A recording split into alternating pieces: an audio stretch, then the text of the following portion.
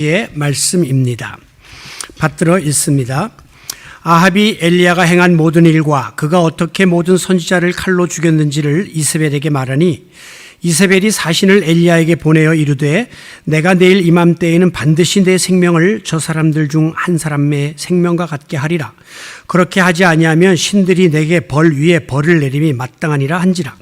그가 이 형편을 보고 일어나 자기의 생명을 위해 도망하여 유다에 속한 브엘세바에 이르러 자기의 사환을 그곳에 머물게 하고 자기 자신은 광야로 들어가 하루길쯤 가서 한 로뎀나무 아래에 앉아서 자기가 죽기를 원하여 이르되 여호와여 넉넉하오니 지금 내 생명을 거두시옵소서. 나는 내 조상들보다 낫지 못하니이다 하고 로뎀나무 아래에 누워 자더니 천사가 그를 어루만지며 그에게 이르되 일어나서 먹으라 하는지라. 본즉 머리맡에 숯불에 구운 떡과 한 병 물이 있더라. 이에 먹고 마시고 다시 누웠더니 여호와의 천사가 또다시 와서 어루만지며 이르되 일어나 먹으라. 내가 갈 길을 다 가지 못할까 하노라 하는지라. 이에 일어나 먹고 마시고 그 음식물의 힘을 의지하여 40주 40야를 가서 하나님의 산 호렙에 이르니라. 엘리야가 그곳 굴에 들어가 거기서 머물더니 여호와의 말씀이 그에게 임하여 이르시되 엘리야야 내가 어찌하여 여기 있느냐. 그가 대답하되 내가 만군의 하나님 여호와께 열심히 유별하오니 이는 이스라엘 자손이 주의 언약을 버리고 주의 제단을 헐며 칼로 주의 선지자들을 죽였음이오며 오직 나만 남았거늘 그들이 내 생명을 찾아 빼앗으려 하나이다. 여호와께서 이르시되 너는 나아가서 여호와 앞에 산에 서라 하시더니 여호와께서 지나가시는데 여호와 앞에 크고 강한 바람이 산을 가르고 바위를 부수나 바람 가운데 여호와께서 계시지 아니하며 바람 후에 지진이 있으나 지진 가운데에도 여호와께서 계시지 아니하며 또 지진 후에 불이 있으나 불 가운데에도 여호와께서 계시지 아니하더니 불 후에 세미한 소리가 있는지라. 엘리야가 듣고 겉옷으로 얼굴을 가리고 나가 굴 어귀에 섬에 소리가 그에게 임하여 이르시되 엘리야야 내가 어찌하여 여기 있느냐.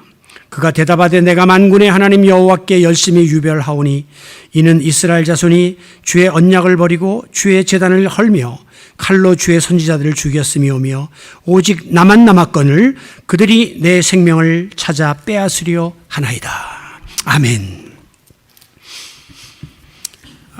제가 이 엘리야에 관한 설교를 이전에도 드린 적이 있습니다. 근데 그때는 객관적으로 제가 엘리야에 대한 그 심정을 헤아리면서 설교를 했다면 오늘은 제가 매우 주관적인 저의 신앙 고백적으로 이 말씀을 여러분께 전하려고 합니다.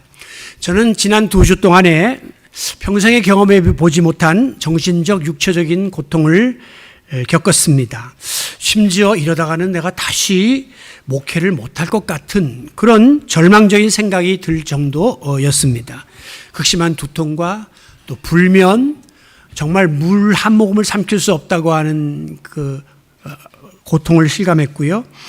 그러면서 몸무게가 열흘 사이에 6kg나 쑥 빠져나가더라고요. 그래도 감사한 것은 그래도 과체 중입니다. 지금 제가 걱정 안 하셔도 괜찮아요. 그리고 이렇게 무기력증에 처하는 것을 경험하게 됐습니다.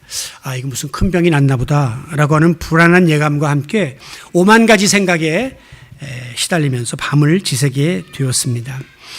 급한 대로 저는 이번에 응급실도 가봤고 내과, 한의원, 신경정신과 또 이런 비슷한 케이스를 겪었던 목사님과의 만남 등등을 통해서 여러 케이스들을 이렇게 조언으로 들을 수가 있었는데 그럴수록 불안감이 더 가중되고 또 두려움 속에 휩쓸리게 되었습니다. 그런 과정을 통해서 여러 가지 검사들을 다 신체적으로 한 결과 큰 이상이 없다라고 하는 결론을 얻게 되었고 저는 더욱더 하나님께 매달려서 내가 마음을 다스리고 또 하나님 앞에 새롭게 서라고 하는 하나님의 사인으로 알고 열심히 노력한 결과 열흘째 되는 날부터 이제 음식이 섭취되고 또 수면도 어느 정도 회복되고 이러면서 이제 오늘 말씀을 전할 수 있는 그런 자리까지 이르게 되었습니다. 이번에 곰곰이 되돌아보니까 지난 2년여 동안에 이 코로나19의 어두운 터널을 지나오면서 나도 모르는 사이에 내 마음속에 불안감, 어떤 조급함, 두려움, 아픔의 찌꺼기들이 많이 쌓여 있었던 것 같아요. 그러다가 이번에 한꺼번에 터져나온 것으로 생각이 됩니다. 모든 사람이 다 그러했겠지만 이 목회자의 입장에서도 참으로 견디기 힘든 시간을 이 코로나 기간 2년 반 동안 보내온 것이 사실입니다. 텅텅 비어만 가는 예배당을 보면서 내가 아무것도 여기에서 할 수 없다고 하는 그런 무기력감이 문득문득 실감되었습니다. 이 사상 초유의 전염병 앞에서 기독교 역사상 전무후무한 스스로 교회가 문을 닫는 이런 일이 벌어지게 되었습니다. 매우 충격적이었습니다. 그리고 성도들에게는 하나님은 어디에 계시니까 조금만 몸이 이상하면 여러분 꼭 교회 안 나오도 되니까 영상으로 예배드리세요 라고 하는 참 속에도 없는 이야기를 할 수밖에 없는 그런 처지가 되었습니다. 교인들은 점점 그런 생활에 익숙해져 갔고 오늘같이 이렇게 연휴가 낀 3, 4일의 기간 동안에는 많은 분들이 당연히 교회 나가는 것보다는 다른 처소에서 그냥 예배 한번 점 찍으면 되는 것으로 각인되는 이런 시대 속에 살게 되었을 때에 목회자의 번뇌는 더욱 커질 수밖에 없는 것입니다. 제가 미국에서 목회를 하던 30년 전에 담임 목사님이 이렇게 연휴가 낀 그런 주일날 나온 교인들에게는 꼭 예배 시작하기 전에 절을 하더라고요. 여러분 감사합니다. 저는 그때 젊은 생각에 무슨 놈의 목사님이 저런 말씀을 하시나라고 했는데 딱 30년이 지난 이 시점에 한국교회도 뒷북을 치면서 정말 연휴 낀 날 교회에 나와주신 여러분에게 감사의 말씀을 드릴 수밖에 없는 그런 처지가 되고 말았습니다. 아이러니컬한 것이죠. 그 사이에 젊은이들과 아이들의 소리는 점점 교회에서 사라져갔고 고위험군인 이 어르신들의 안위를 염려하느라고 하루도 신경을 쓰지 않은 날이 없었습니다. 전화만 와도 덜컹덜컹 마음이 내려앉는 그런 어려움들이 있었습니다. 급기야 사랑하는 우리 박건준 집사님이 델타로 인해서 희생되는 충격적인 사건을 경험했습니다. 불과 3일 전에 저와 함께 통화하고 문자하고 그랬던 건재하신 집사님, 늘 건강을 지도하고 가르쳐줬던 집사님이 그렇게 희생될 줄은 꿈에도 상상을 못했거든요. 그런가 하면 저를 포함한 우리 교인들 중에 절반 이상이 오미크론에 노출되어서 다 어려움들을 경험했습니다. 이 교회 공동체나 신앙생활 이전에 개인의 안위와 생존에 급급해야 하는 우리의 이 현실이 매우 서글프게 느껴졌고 어떤 의미에서는 신앙에 대해서 교회에 대해서 목회에 대해서 다시 한번 생각해보고 또 회의감이 한편으로 들기도 했습니다. 저는 늘 설교하기를 여러분 코로나 블루를 극복하십시오. 두려워 말라 담대하라. 염려하지 마십시오. 하나님께 모든 짐을 맡기세요. 하나님이 함께 하십니다. 여러분을 위해서 저는 기도할 것입니다. 라고 외쳤지만 사실은 목회자인 저 자신부터도 서서히 탈진해 가고 있었던 것입니다. 여러분 탈진이라는 것은 육체적으로 몸의 온 기운이 빠져버리는 일이에요. 제가 이번에 그런 일을 경험했어요. 아무것도 하고 싶은 것도 없고 그리고 할 수도 없는 그런 무기력증에 처해지고 말았습니다.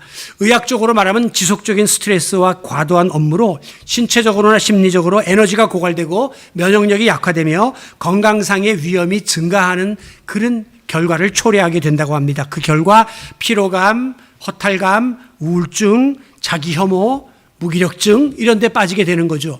그래서 영어에서는 번아웃 증후군이라는 말이 있습니다. 번아웃, 타버린다는 거예요. 새카맣게 타버리고 다 소진돼서 없어지게 되고 만다는 것입니다. 어떤 일에 몰두하다가 갑자기 전원이 꺼지는 것처럼 에너지가 방전되면서 그냥 순식간에 무기력에 빠지게 되는 증상입니다. 특별히 목사나 의사, 선생 이런 사회적으로 도덕적으로 높은 수준의 그 기대감을 가지고 있는 그런 사람들이 현실적으로 자기 감정을 잘 표출하지 못하고 속으로 삭히다가 이런 처지에 빠지는 일이 많다고 통계가 나와 있는 것을 보았습니다. 여러분 또한 가까운 데 있는 사람들을 떠나보낼 때 오는 상실감이 또 이런 마음을 가져다 준다고 합니다. 저는 지금까지 살면서 가장 많은 지인들을 금년에 하나님 품에 보내드렸습니다. 특별히 17년 목회 동안에 우리 교회에서 등록된 교인이 5분 세상을 떠났는데 그중에 2분이 바로 금년에 세상을 떠났다는 것은 굉장한 충격이었습니다. 특별히 사랑하는 정은아 집사님은 건 20년 동안을 저와 함께 호흡을 맞추면서 찬양 사역에 동참했던 분입니다. 정말 눈빛만 봐도 뭐를 목사님이 원하는지 알고 그렇게 저를 따르고 위해줬던 그런 딸이 마지막에 저렇게 쓰러져서 세상을 뜨는 모습까지 지켜보면서 사실 엄청난 충격이 저에게는 다가왔습니다. 1년 반 동안을 계속 매일 같이 문자를 보내드리고 또 일주일에 한 번 정도는 통화를 하면서 기도해 줬던 귀한 딸을 잃어버렸던 아픔이 컸습니다.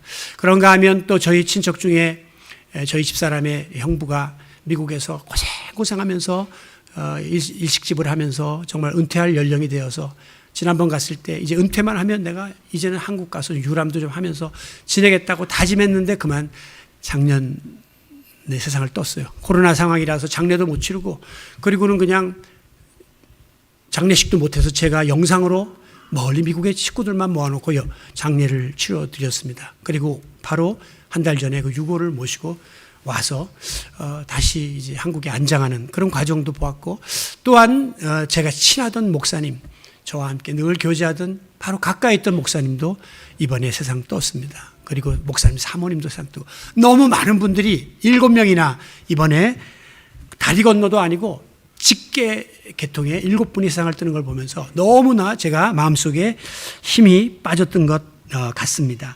제가요 여러분들 중에 아니 목사님이 무슨 탈진을 이야기하느냐고 목사님이 기도 안 하고 은혜스럽지 못하니까 그렇죠. 목사님이 성령 충만하면 뭐 그럴 틈이 어디 있어요 라고 여러분이 나무랄지 모르지만요. 여러분 목사는 슈퍼맨이 아닙니다. 그런데 많은 목사님들이 이런 어려움들을 겪고 있습니다. 이번에 제가 정신과 의사님을 좋은 분을 만나서 함께 상담을 좀 했어요. 많은 대화를 나눴는데 그분이 저를 보고 그래요. 목사님은요, 제가 만났던 목사님 중에 가장 스마트하고 가장 좋은 여건에 계신 분이고 목사님은 조금 더 마음이 위축될 것이 없는 행복한 목사님입니다. 제가 그 말을 듣고 힘을 얻었어요. 그러면서 제가 나중에 슬그머니 물었습니다. 목사들이 가끔 와요? 그러니까 목사님들 가끔 옵니다. 너무 정신적으로 침체돼가지고 오시는 상담하는 분들 계시고 그럼 스님은요? 스님 없습니다. 신부님요? 신부님 없습니다. 제가 생각하기를 스님은 산에서 그저 편안하게 좋은 공기 속에서 뭐 절이 부흥 안 된다고 누가 뭘 합니까? 뭐 그냥 시주하고 와서 또 그냥 지내시면 되는 거예요. 신부님들은요 그냥 정해진 교구 때 되면 옮겨 다니면서 그냥 또 하던 거 늘 하시면 되는 거예요. 목사님들만 이게 개인 사업이에요. 그냥 교회를 세워서 지켜서 부흥시켜서 발전시키고 건물을 짓고 막 거기에 중압감을 갖기 때문에 목사들이 그런 사람들이 많고 특히 우리 개신교 교인들이 목사를 슈퍼맨으로 하는 거죠. 저 목사님은 다 할 수 있다 이렇게 생각하기 때문에 오히려 과중한 부담이 주어지게 되는 것입니다. 우리나라 신학교 가면요 표가 뭐냐면 신학교 딱 들어온 젊은이들에게 신자가 되라 잘 믿어라 그 다음에 성자가 되라 거룩한 목사가 되라 그리고 목회자가 되라 그렇게 가르칩니다. 다시 말하면 이제 갓 대학 졸업하고 군대 갔다 온 30대 초반 목사들에게 성자가 되라 거룩해져라 이렇게 말하는 거예요. 엄청난 부담감이죠. 제가 미국에 가니까요 신학교에서 제일 먼저 가르치는 과목이 뭔지 아십니까? Pastor as a person 인간이 되라 이게. 인간으로서의 목사 거기부터 터치해 주니까 완전히 결과가 달라지는 거예요. 우리 예수님도요 십자가 죽음을 앞두고 제자들한테 내 마음이 심히 고민하여 죽게 되었다라고 그 고통스러운 인간적인 고충을 실토했습니다. 아니 예수님쯤 되면 마음속에 딱 품고 안 그런 척 하셔도 될 텐데 왜 제자들에게 인간적인 고뇌를 내어놓느냐 말이죠. 베드로가 수제자임에도 불구하고 스승을 3번이나 부인하고 예수님이 죽은 다음에 어떻게 했습니까? 저 고기잡이 하러 다시 갔어요. 3년 동안 도 닦은 거 다 무너지고 그냥 고기잡이 하러 갔던 나약한 베드로의 무기력한 모습을 우리는 보게 됩니다. 오늘 본문에 보면 능력의 선지자 엘리야가 스스로 죽기를 간구하는 충격적인 장면이 나옵니다. 엘리야는요 기도를 드리니까 비가 오지 않다가 기도를 하니까 3년 6개월 동안 가물었던 땅에 비가 내리고 하늘에서 불이 떨어지기를 기도하니까 불이 떨어지고 천재지변까지 지배했던 초능력 선지자였습니다. 그런데 바알과 아세라 선지 450, 450인과 함께 대결해서 큰 승리를 거둔 다음에 왕후 이세벨이가 엘리야를 잡아 죽이라 라고 명령을 내리자 엘리야는 북이스라엘에서 저 밑에 남유다까지 도망갈 때까지 간 거예요. 남쪽으로. 그리고 거기에서 최남날인 부엘세바라는 곳에 이르러서 거기서 또 하루를 더 광야로 들어가서 그는 로뎀나무 밑에 쓰러져 하나님께 죽기를 구하는 기도를 드렸습니다. 4절 하반절 여호와여 넉넉하오니 지금 내 생명을 거둬주시옵소서. 어떤 분들은 이 같은 엘리야를 보고 엘리야가 죽음이 두려워서 도망간 거다 그렇게 이야기합니다. 그런데 저는 그렇게 이번에 깨달았습니다. 엘리야는 죽음을 두려워한 게 아니에요. 저는 그렇게 생각했어요. 엘리야가 무서우니까 이세벨이 죽이려고 그러니까 피해서 최하 남단까지 도망갔다. 여러분 엘리야가 죽음이 두려웠으면요 하나님 날 살려주세요라고 했지 기도 뭐라고 합니까? 내 생명을 거두시옵소서. 죽음 두렵지 않다는 거예요. 나 죽어도 됩니다 라고 하는 거예요. 엘리야는 지금 죽음이 무서웠던 게 아니에요. 이 말을 역으로 이야기하면요 살려달라는 거예요. 하나님 한 번만 더 나를 세임 주셔서 사명 감당케 해달라고 하는 간절한 기도가 역으로 죽여달라고 하는 기도로 표현된 것입니다. 제가 이번에요 굉장히 힘들다 보니까 저도 모르게 하나님 한 번만 살려주세요 하는 기도가 나오더라고요. 예? 저 이렇게 끝나서는 안 됩니다 라고 하는 기도가 저절로 나오더라고요. 자, 그렇다면 엘리야가 어쨌든 죽기를 구하는 기도를 드렸던 진심이 무엇이었을까? 그것은 엘리야가 갈멜산에서 큰 승리를 거둔 이후의 상황과 밀접한 관계가 있었습니다. 즉 지금 하늘에서 불이 떨어졌잖아요. 재물을 확 핥았단 말이에요. 그러면 그 광경을 봤던 이스라엘 백성들이 오 하나님은 참신이시구나. 그리고 바알에게서 돌아서 가지고 회개하고 돌아올 줄 알았는데 오히려 이스라엘 백성들이 마음이 더 강팍해져 가지고 바알과 하나님 틈에서 머뭇머뭇거리면서 아직도 주저하고 있는 모습을 보면서 너무 실망을 한 거예요. 자, 이런 기적이 나타났다는 소식을 들으면 아합 왕과 이세벨 왕후가 회개하고 엘리야 앞에 무릎을 바짝 꿇을 줄 알았는데 오히려 살기가 더 등등해져서 엘리야 잡아 죽이라 명령을 내렸단 말이에요. 다시 말하면 엘리야가 정말 기대하고 바랬던 그 목표가 무너진 겁니다. 그러니까 자기의 사역의 한계를 느끼게 되었고 더 이상 이 선지자의 사명을 감당할 어떤 그 한계를 느끼니까 자신이 없으니까 하나님 차라리 나를 데려가 주세요. 그렇게까지 낙심하는 자리에 빠지게 되었던 것입니다. 그러나 이 그 엘리야의 중심 속에는 하나님 한 번만 더 나를 만나 주셔서 내게 능력을 주심으로 내가 이 어려운 고비를 극복하고 하나님이 주신 사명 감당케 해달라고 하는 간절한 소원이 엘리야의 기도 속에 담겨 있었음을 믿으시기 바랍니다. 오늘 본문 10절에 보면요. 내가 여호와께 열심히 유별하오니라고 엘리야가 하나님께 기도하는 장면이 나와요. 저는 이 말씀을 그동안에 엘리야가 굉장히 열심히 있는 선지자였구나라고만 생각했는데 이번에 다시 이 말씀을 묵상하면서 엘리야에게 바로 여기 문제가 있었구나 하는 것을 깨닫게 되었습니다. 보세요.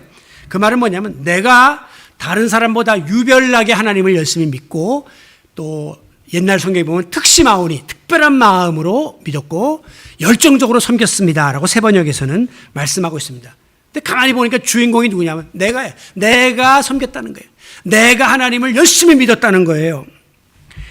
여러분 엘리야가 하나님을 열심히 믿었는지 건성으로 믿었는지 그건 하나님이 보시고 판단할 문제지 엘리야가 감히 하나님 앞에 나는 열심히 유별합니다 하나님 당신을 향해서 특심을 갖고 있습니다 이렇게 말하는 것 자체가 알게 모르게 엘리야는 자기 힘으로 자기 의지로 주의 일을 하려고 하는 의도를 지니고 있었음을 발견하게 되는 것입니다.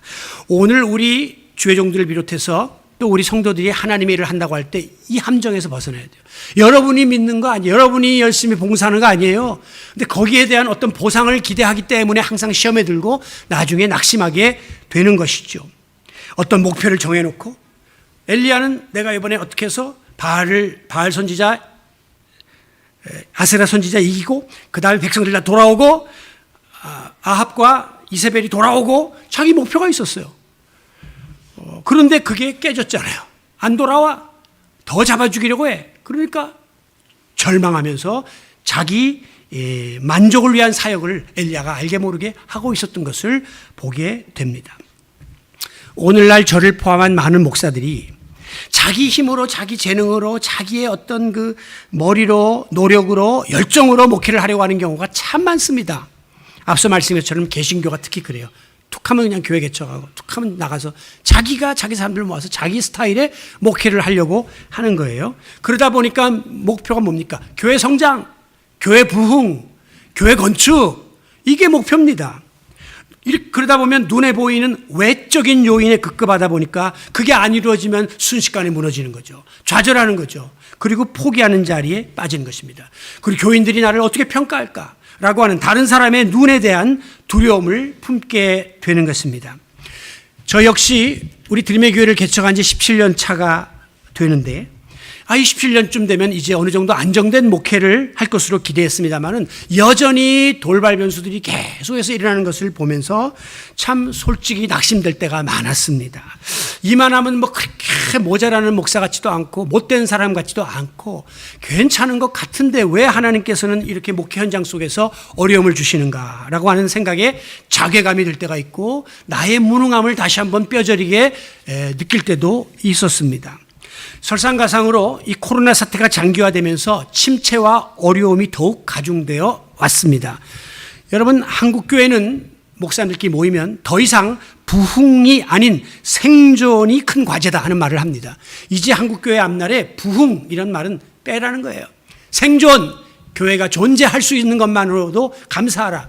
이런 처참한 신세들이어서 목사들 스스로가 모이면 그렇게 자위하며 지금 지내고 있는 실정이 되고 말았습니다. 점점 목회 정년의 기한은 다가오는데 뚜렷하게 이루어놓은 것은 없고 이러다가는 뭐 회복도 제대로 한번 못 해보고 끝나는 거 아닌가라고 하는 그런 불안감이 사실 제 마음속에 엄습해 왔습니다. 제가 말할 때는 항상 여러분, 하나님의 교회는요, 하나님이 책임져 주시는 거예요. 하나님이 이끌어 주십니다라고 장담했지만 막상 눈에 보이는 현상과 여러 가지 일어나는 상황에 좌우되면서 내가 해야 될 일들, 내가 감당해야 될 그런 짐들이 점점 커지는 것을 느꼈습니다. 이게 내가 잘못된 거구나. 엘리야처럼 내가 열심히 특심했다, 내가 열심히 유별났다고 착각했던 이 잘못에 대해서 회개하고 다시 한번 하나님께 전적인 위탁, 모든 것을 내어 맡기는 결단을 할 수가 있었습니다. 엘리야가 그 하나님 앞에 기도할 때 뒷부분에서 뭐라고 또 기도하냐면 오직 나만 남았거늘 그들이 내 생명을 빼앗으려나이다.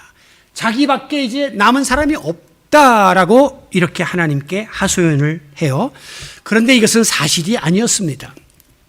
그 앞에 보면 아합의 국내 대신인 오바댜라고 하는 사람이 엘리야를 찾아와서 뭐라고 말했냐면 제가 지금 하나님의 선지자 100명을 50명씩 다른 굴에다가 보호하고 있습니다. 그리고 제가 그들에게 떡과 물을 공급하고 있습니다라고 알려줬거든요. 엘리야는 알고 있어요. 지금 선지자가 엘리야만이 아니라 100명이 지금 존재하고 있다는 사실을 알고 있었단 말이에요.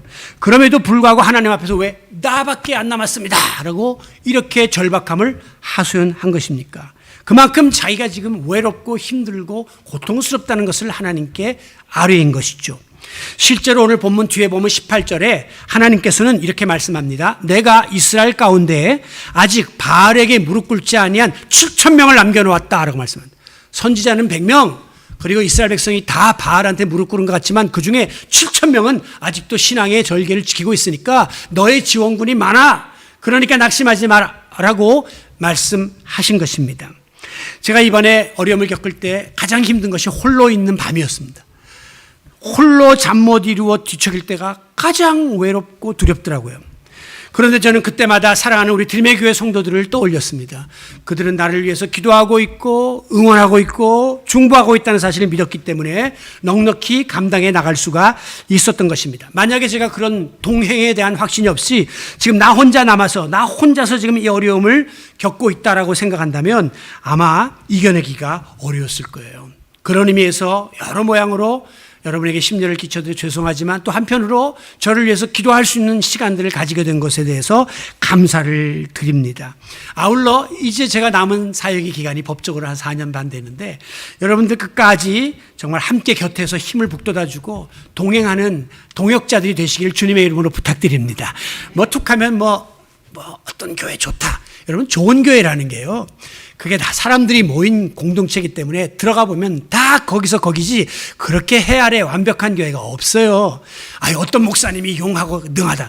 여러분, 제가 목사라서 알지만 제가 아는 목사님들이 다 그런 큰 교회 하고 계세요. 그렇지만 다 거기서 거기에요. 괜히 쓸데없이 헤매고 다니면서 필요 없이 에너지를 소비하고 교회에 고통을 주고 목회자들의 마음을 아프게 할 이유가 없다고 하는 것입니다. 내가 이곳에서 뼈를 묻고 끝까지 하나님의 교회를 지키고 죄종과 동행하면서 이 시대에 나에게 맡겨주신 사명 감당하겠다라고 하는 동역자가 10명만 있어도 소돔 고모라를 구원한 것처럼 놀라운 역사가 우리 앞에 펼쳐지게 될 줄로 믿습니다. 여러분, 중요한 것은 엘리야가 어떻게 이 위기를 극복했느냐 하는 거예요. 4절에 보면 엘리야가 죽기를 원하여 아뢰되 여호와여 넉넉하오니 지금 내 생명을 거두시옵소서. 이 말은 뭐냐면 엘리야 마음속에 있는 가장 내면의 깊은 그 말을 끄집어낸 거예요. 자기가 지금 죽을 지경에 처했습니다. 내 상황을 아시죠? 하나님께 다 쏟아내버린 겁니다.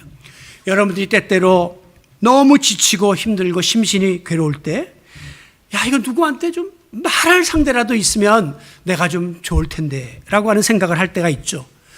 여러분, 지금은 다 독립시대입니다. 옛날에는 식구들이 모여 살던 시대지만 지금은요, 애들도 크면 다 개인 가정이에요. 개인, 어디 원룸이라도 얻어서 나가요. 노인들도 옛날에는 같이 붙어서 신세졌지만 지금은 무조건 독거 노인 다 나갑니다. 그렇기 때문에 대화 상대가 없는 외로운 시대에 살고 있기 때문에 오늘날 반려동물들이 이렇게 증가하는 것은 사람들이 외로운 거예요. 그래도 개나 고양이가 어떤 때는 위로가 되니까 혼자서 독백을 하면서라도 얘하고 대화를 하겠다고 하는 거죠. 그래서 일본에서는 그건 좀 너무 일방적이니까 로봇을 개발했답니다. 그래서 조그마한 로봇 만들어서 대화할 수 있는 로봇. 그러니까 노인들이 혼자 힘들 때 걔한테 말하면 걔가 인공지능 장치를 통해서 다 대화를 해주는 거예요. 주거니 받거니 주거니 받거니. 로봇하고 이제 우리 앞으로 데이트를 해야 되는 시대가 오게 생긴 것이죠. 여러분, 그렇지만 아무리 친밀한 사이라고 해도 내가 할 말 있고 못할 말이 있잖아요. 그런데 모든 것을 아시는 전지하신 하나님 앞에는 우리가 그 어떤 이야기를 해도 되고 쏟아내지 못할 말이 없다는 사실을 감사하시기 바랍니다. 엘리야는 하나님 나 죽게 됐어요. 나 차라리 이럴 바엔 죽여주세요. 속에 있는 것을 다 털어냈다는 것입니다. 또한 아무리 유능한 사람이라고 해도 어느 선 이상은 우리를 못 도와줘요. 어디까지는 해보지만 그 이상은 도와줄 수 없는 한계가 있잖아요. 그러나 전능하신 하나님께서는 그 어떠한 문제도 아시고 풀어줄 수 있는 놀라운 능력의 아버지심을 믿으시기 바랍니다. 그러니까 전능하신 하나님이 나와 함께 있다고 하는 사실이 우리에게는 큰 위로가 되는 거예요. 제가 이번에 좀 극한 상황에 처하니까 회개가 그렇게 쏟아지더라고요. 회개 중에 가장 많은 회개는 아버지 나의 죄를 용서해 주세요 라고 하는 회개예요. 제가 너무 힘들고 감당이 안 되니까 교회 나와서 여기를 막 수십 바퀴를 돌면서 오늘 부른 찬송, 예수의 이름으로 나는 일어서리라, 예수의 이름으로 나는 승리하리라, 원수가 날 향해 와도 넘어지지 않으리 막 찬양하고, 남이 보면 미쳤다 그랬을 거예요. 그리고 여기 엎드려가지고 또 넙죽 엎드려서 하나님 하고 기도를 막 하는데 진짜 관리 아저씨가 들여다보고 저 목사가 실신했나 생각할까봐 두렵더라고요. 여러분, 왜 내 죄를 용서해달라고 이렇게 기도했겠습니까? 제가 친하던 목사님이 지난달 세상을 떠났다 했죠. 그 목사님이 저하고 카톡을 많이 주고받았는데 마지막에 보니까 그 목사님의 그 카톡 앞에 문구가 써 있잖아요. 어떤 사람은 뭐 인생은 즐겁게 뭐 사랑하는 누구야. 거기에 뭐라고 썼냐면 내 죄사함을 받았느니라 이렇게 썼더라고요. 그래서 내가 처음에 의아했습니다. 이 친구가 갑자기 왜 죄사함 이야기가 이런 데 나오나. 보통 사람들은 그런 걸 잘 안 공개하거든요. 근데 거기다가 썼어요. 딱 나중에 알고 보니까 이 친구가 의사한테 사형 선고를 받은 그 몇 달 전부터 이게 뜬 거예요. 내가 당신이 이제 끝입니다 할 때 깨달은 것은 그래, 내가 하나님 앞에 바로 섰나? 내가 하나님 앞에 바로 서지 못했다면 이 죄의 문제를 풀지 못하면 큰일 난다라고 하는 강박감이 주어지게 된 것이죠. 여러분, 만약에 이제 곧 이것이 내 생의 마지막 순간이라고 한다면 가장 두려운 것이 무엇입니까? 아유, 나 죽으면 우리 남편 어떻게 하나, 아내 어떻게 하나, 자식 어떻게 하나. 죄송하지만 조금 슬퍼하다가 다 자기 갈 길 갑니다. 아유, 나 죽으면 이 집안의 이 재산 문제나 우리 집 사람도 자세히 모르는데 빚이나 이거 다 어떻게 하나. 다 청산하고 알아서 해결합니다. 정말 중요한 것은요, 내가 지금 죽어서 하나님 앞에 갈 수 있나? 이거예요. 내가 뭐 민노라 하고 직분 맡아서 뭐 이렇게 하고 평생 살 것처럼 그때 가서 어떻게 하지 했는데 지금 당장에 하나님이 내 생명을 걷어가면 내가 하나님 앞에 갈 수 있나라고 하는 영혼의 문제가 우리에게 절박하게 다가와야 하는 것입니다. 만약에 내가 내 죄를 회개하지 못한 채로 그걸 다 짊어진 채로 세상을 떠나게 된다면 하나님 앞에 얼마나 내가 부끄러움을 당할까라고 하는 마음 때문에 생각만 해도 끔찍한 거죠. 절박한 회개가 터져 나오더라고요. 하나님이 맡기신 이 아름다운 목양의 공동체에 대해서 만족하지 못하고 불충한 죄, 내가 전하는 말씀과 행동이 일치하지 못한 죄, 주의를 한다고 하면서 여전히 세상 일에 미련을 두고 양다리를 걸친 죄, 특별히 제가 목회 30년 동안 하면서 수없이 많은 설교를 했습니다. 이번에 깨달은 것은요, 우리 목사들에게 주어진 설교가 너무 많다는 거예요. 여러분, 주일 설교 하나 준비하기도 힘든데 수요일 날 금요 집회, 새벽 기도, 일주일에 설교 10편을 해보세요. 그 어느 설교가 온전하게 나가겠습니까? 다 급하게 그냥 어떻게 해가지고 막 자기의 몸을 통해서, 영혼을 통해서 나오는 게 아니라 땜질하듯이 목사들이 그 시간을 때우고 있었다는 것을 다시 한번 깨닫게 되었습니다. 그 중에 제일 힘든 게 설교 준비하는 거예요. 지금 나이가 이렇게 먹었고 30년이나 했지만 지금도 힘들어요. 앉아있으면 설교에 대한 강박감이 참 큽니다. 그런데 더 어려운 것은 내가 지키지도 못하는 이 하나님의 말씀을 때 되면 전해야 된다는 게 너무 힘든 거예요. 아니, 맹인이 맹인을 인도하는 거지. 자기도 지금 잘못된 일을 하면서 누구 보러 일로 오라 그냥 말이에요. 근데 그걸 난 해야 되는 거예요. 공교롭게도 2주일 전에 제가 그 어려움이 왔을 때 일부 예배만 드리고 들어갔는데요. 그때 설교 제목이 뭐냐면 온전한 순종이에요. 여러분 인터넷 들어가서 보시면 알 수 있어요. 온전한 순종. 제가 마음이 느낌이 이상해서 일부 녹화해놔라 그랬거든요. 2부 때 설교 못할 것 같다. 그런데 그 설교 내용이 뭐냐? 하나님은 100%의 온전한 순종을 원하십니다. 우리가 1%라도 순종하지 않으면 그건 불순종이에요. 그렇게 제가 설교를 하는데 가만히 돌아보니까 내 자신부터도 어떻게 내가 100% 하나님께 순종을 합니까? 거기 내가 한 60, 70점만 맞아도 나는 합격이라고 생각하지. 이런 상황 속에서 나는 그런 원칙을 교인들에게 강요해야 되는 거예요.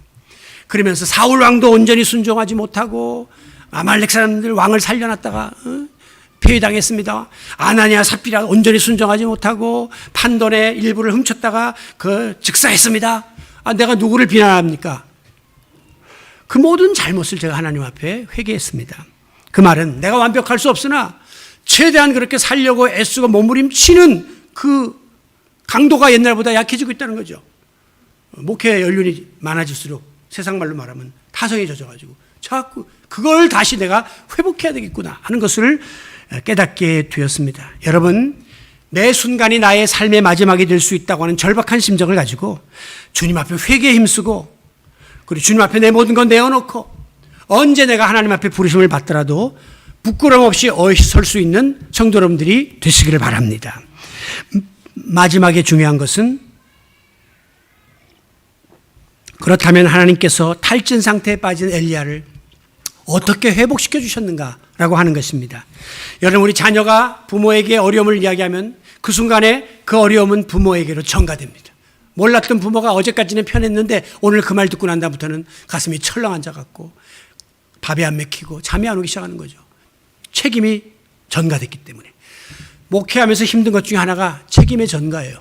성도들이 저에게 이런저런 이야기를 많이 하십니다.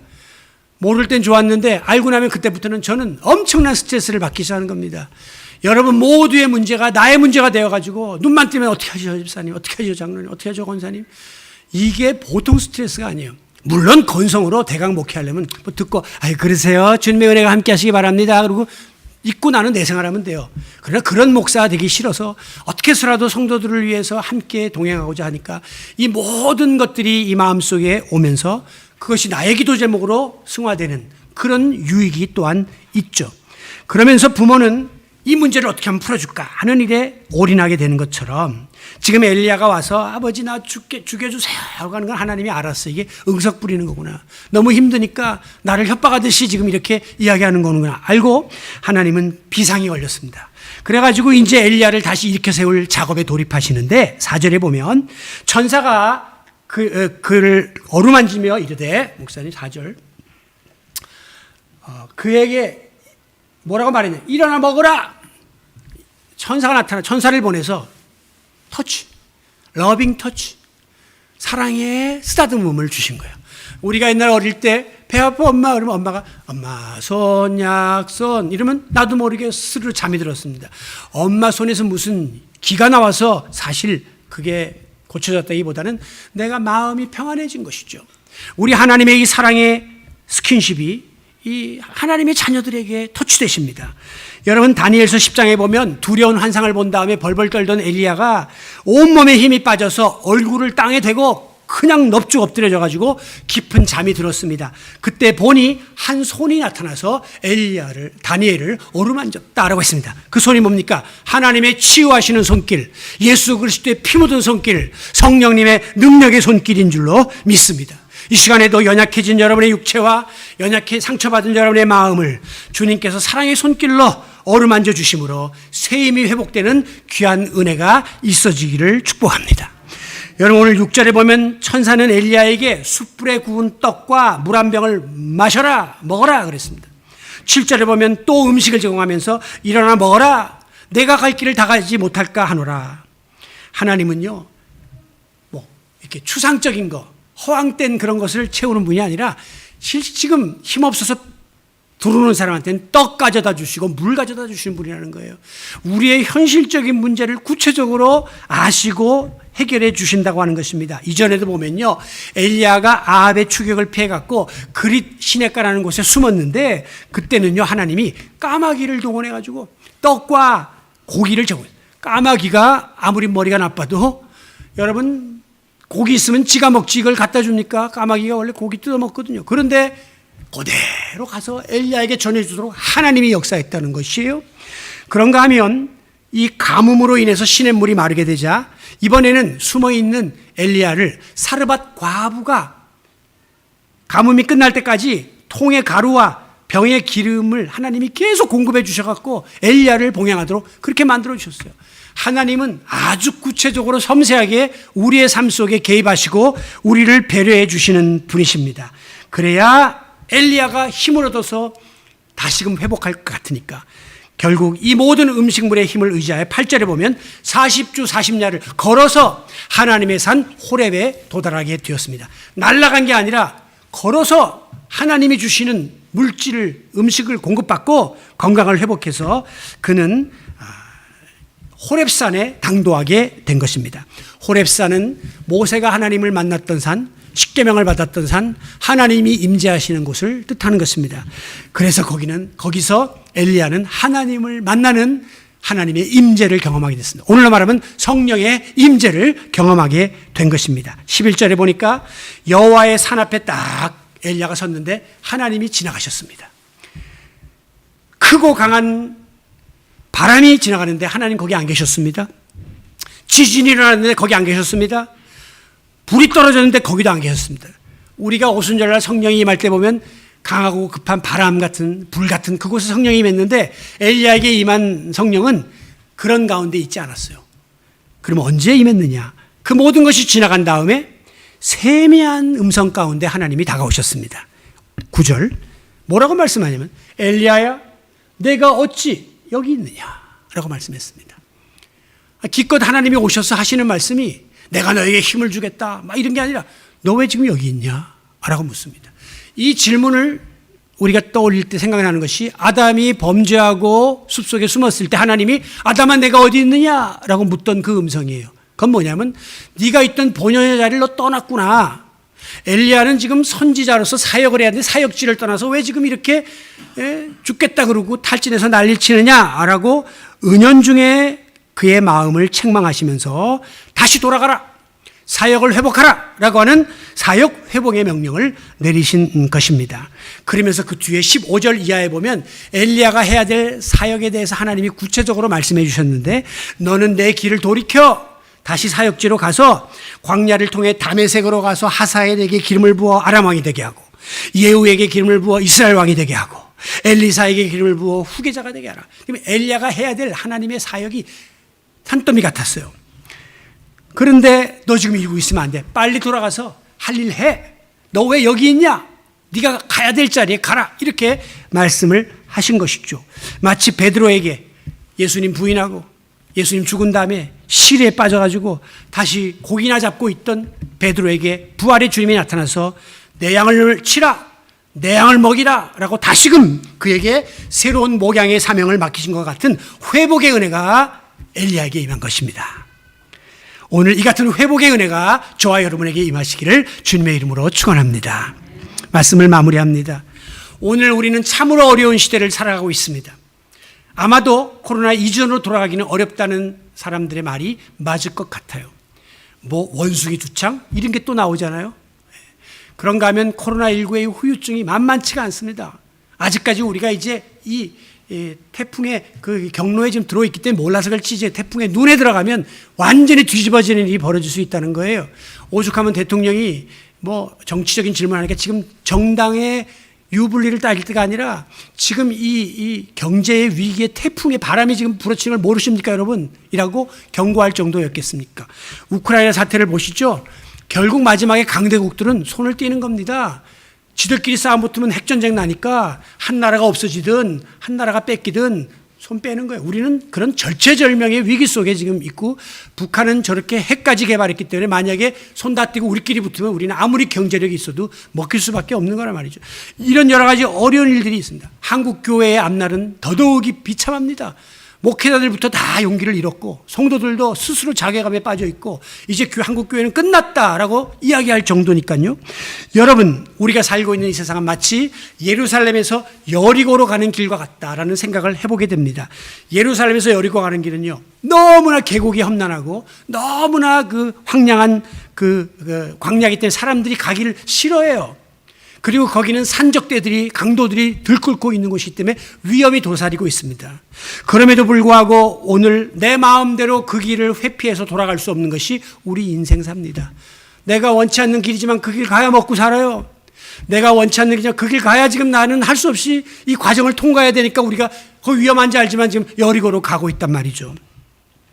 중간에 강도를 만납니다.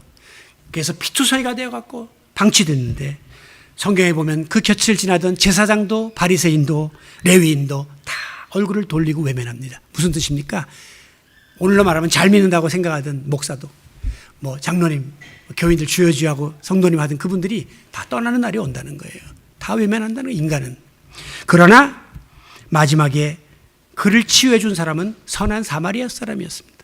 선한 사마리아 사람이 상처를 닦아주고 여관에다 데려다주고 애프터 서비스를 부탁하죠.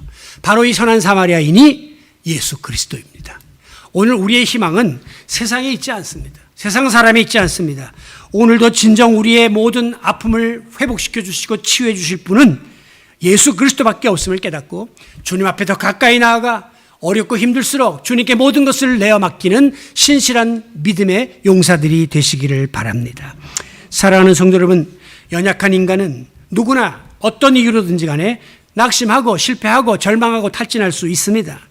그러나 그와 같은 위기의 순간에도 나의 모든 형편을 아시고 나의 모든 것을 해결해 줄 수 있는 전능하신 하나님 앞에 우리는 더욱더 내어 달려야 할 것입니다.